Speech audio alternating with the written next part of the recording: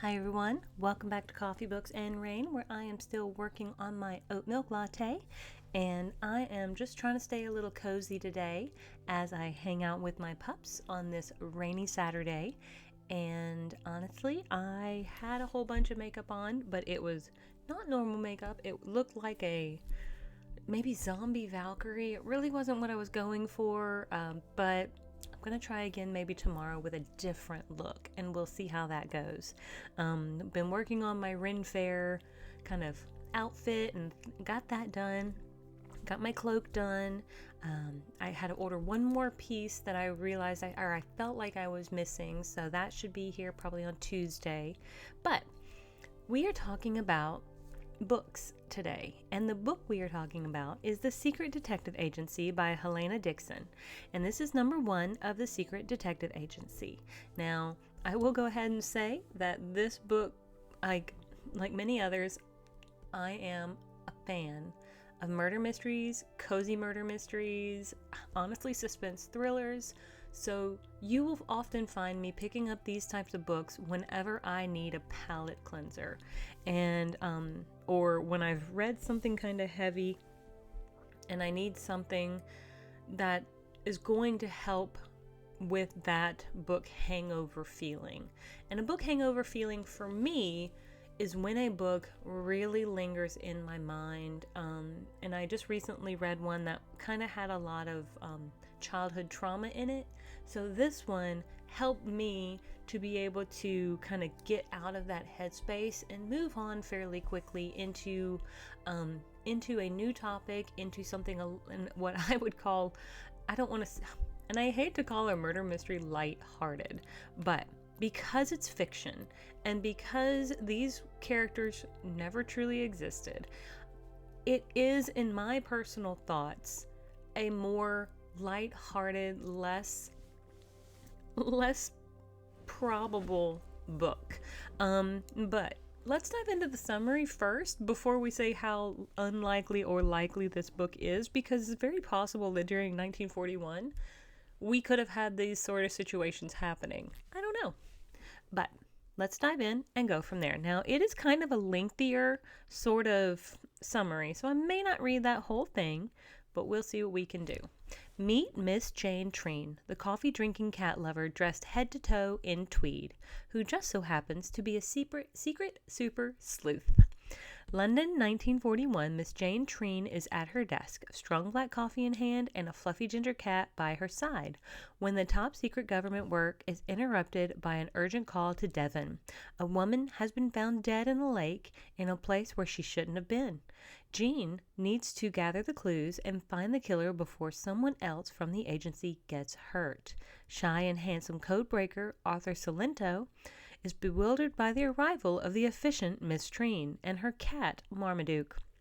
She bursts into his life unexpectedly, forcing him out of his comfort zone. The reluctant colleagues huddle underneath, I don't know where I got that word from, huddle near the warmth of a crackling fire in Arthur's country home, working to piece together the murderous puzzle at hand. In the sleepy Devon village, someone is hiding something. But is it the busybody vicar and his sister, the dutiful housekeeper and her secretive son, the stern librarian, or someone else altogether? And who were the people with the woman in the lake on the day she died? No sooner have Arthur and Jane drawn up a list of suspects than a parcel reveals a clue that sends them in hot pursuit of a coded diary stashed in a village church. But as the heavy doors slam behind them and a key turns in the lock, one thing is they need to unravel the truth and crack the code before the killer decides their number is up. So, after having read that summary, I almost feel like I may have recorded this before, but I don't think I definitely know I haven't posted it yet. So we're just going to re-record it.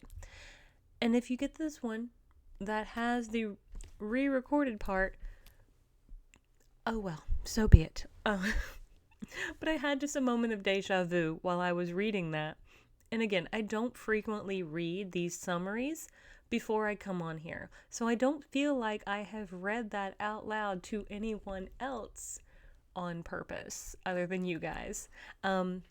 But let's dive into my thoughts a little bit. And first and foremost, I want to talk about Miss Jane Treen. Now, I do not know if I'm supposed to like her or dislike her. She seems aggressive and brusque and a very forthright woman with her own mind and her own cat in tow. She is constantly chain smoking, and she does not even ask anyone if she can smoke in their house or their whatever. But she has been working at, I think it's called Whitechapel, which if you do or do not know anything else about World War II? Yeah, World War II. Then I think Whitechapel was kind of where the prime minister kind of like that was like his area where all the sleuthy spy stuff was happening, where they did all the code breaking, where they probably were like under bunkers under London. I don't know. I'm not British, but I've read a lot of books which seems to refer to this Whitechapel place as being secretive and sleuthy, and definitely something that was helping the English like war efforts. So Miss Jane is working there, and she is some sort of supervisor who has been over a group of operatives. Now, sadly, I don't know if this means she's a good or bad supervisor, but several of these operatives have been found unalived. And now we have this body at Arthur Salento's house that he has just returned to after being abroad. Now he wants to come home. He wants to relax. He wants to rest. His house is like his sanctuary, as my house is my sanctuary. So please, when I'm home, don't bother me. Like, quiet. So I'm very much on Arthur's side because Miss Treen comes in like a tornado, just absolutely stirring things up. She comes in a swirl of smoke and brings her cat and is pretty much dictating to him how things are going to go. And I'm sitting here in my brain going, is this not his house? Did she even ask? She just assumed? Like, what is going on? Like, I was so offended for Arthur because I'm very much like, I'm an extroverted person. Even in person, I'm an extroverted person. However, if I'm home, I am by myself, I want to relax. Shh, quiet. I just want peace.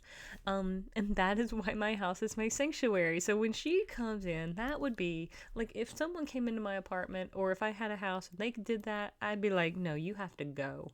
I do not care if we have to work together. You can go go to a hotel. You are not staying here with me in my house. I can't deal with that.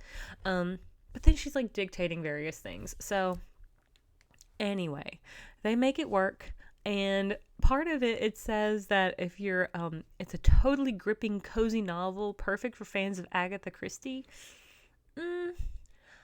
I think a lot of people say that there are books perfect for fans of Agatha Christie, but when you say that, you set an expectation that the mystery is going to be complex and unseen, and maybe I love Agatha Christie. I love Miss Marple. I love Hercule Poirot. I like those, and I like those books, and they are wonderful.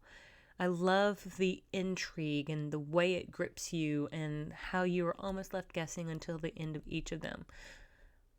I think there was a point in this book for sure that I was like, oh, well, that's who it is. And I was just like, well, that's not very Miss Agatha Christie of you. But they also kind of said this is the finest crime-solving partnership since Holmes and Watson hung up their hats. And I think I'm gonna have to disagree. I think they're like Holmes and Watson were a really, really interesting dichotomy to each other. Just the way they balanced each other out. I didn't see that same level of balance in this. I think that's what the author was trying for. But that would put Miss Jane Treen as Sherlock, and I don't think she was meeting the mark in that respect. I think Arthur could be Holmes or Watson, but also he's a little bit more introverted and into himself. Maybe a little bit more so than Watson, but again, my thoughts, just my opinions as I'm kind of talking and thinking about this book and the way it kind of played out in my mind for me. But we are in this small town, and this lady has been murdered, and she is found on Arthur's property by Arthur, and he sees a jacket or a coat of the spot of blue out of a window, and so he goes off, and like his butler is following behind him, and the butler's like, I don't think at that time they knew who it was. They just like, oh no, the poor dear. And then they discover it was a lady who had rented out Arthur's house on a short-term lease, and had said her name was a particular name. So as I start looking into that name to find any, relatives or what have you, they realized the lady was using an alias, and so was the person who was potentially with her. That was kind of like her female companion. And I say female companion because it does sound like they were like friends or at least acquaintances or co-workers perhaps. Then a guy shows up, and they kind of, I think they say he's their cousin or something like that. But let's just say her body is not the only body that gets created in this particular book. We do encounter quite a few other people who are being targeted, and so we have to figure out who that person is who's taking out these operatives. So it is a very interesting story. My personal thought is, if this is book number 1 of this new series, I think we need to figure out, are we, like, me as a reader, I like Arthur. I like his personality. I think he's good. Like, there's moments where he's a bit too much of a pushover, and he just rolls his eyes and let things happen. So he's a bit too much of a pushover. But when he gets into this code breaker mode, which is kind of his war occupation, he's really hyper focused, and he's very good at it. But he does get this super hyper-focused kind of nature that he almost doesn't even notice the world around him at that point. Miss Treen, on the other hand, seems very dynamic and, like I said, bold and a bit abrasive. And I don't want to use the kind of like the analogy of a bull in a china shop, but she does just kind of go blustering into places a little too quickly sometimes, which I found kind of interesting. I just didn't like her as much as I wanted to, because when I picked this up and I saw that she was heavily caffeinated, because I love my coffee. I mean, call this channel Coffee Books and Rain for a reason. And then she's got this fluffy cat, which I'm totally fine with cats, even though I have 2 dogs. I do love a good cat, and I actually had a dream the other night that I had found a kitten, so maybe there's a kitten on my horizon. Who knows?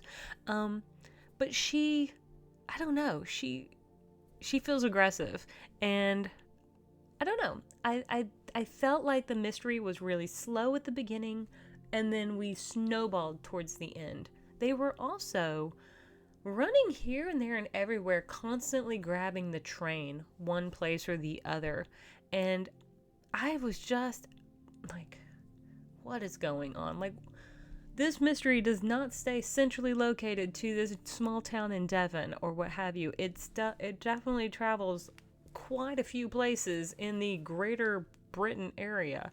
It is a cozy mystery.